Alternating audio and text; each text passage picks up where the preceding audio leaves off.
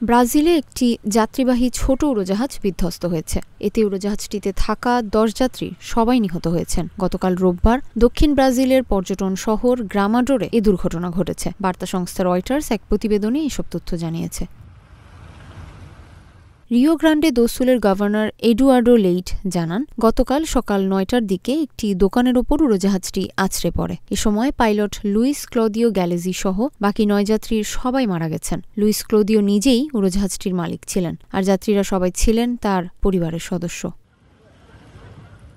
রয়টার্সের প্রতিবেদনে বলা হয়েছে, উড়োজাহাজটি বিধ্বস্ত হওয়ার পর দোকান ও এর আশপাশে থাকা অন্তত 17 জন আহত হয়েছেন। আহতদের হাসপাতালে চিকিৎসা দেওয়া হচ্ছে। এদের মধ্যে 2 জনের অবস্থা গুরুতর।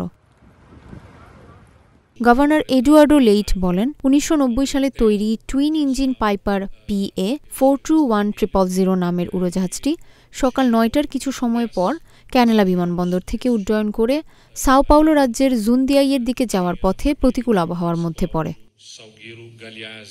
উড়োজাহাজটি প্রথমে একটি ভবনের চিমনিতে আঘাত করে। ধ্বংসাবশেষ কাছের একটি সরাইখানাতেও ছড়িয়ে পড়েছে। Aeronautical accident investigation and prevention centre বা সেনিপা এই দুর্ঘটনার কারণ অনুসন্ধানে তদন্ত শুরু করেছে বলেও জানান তিনি।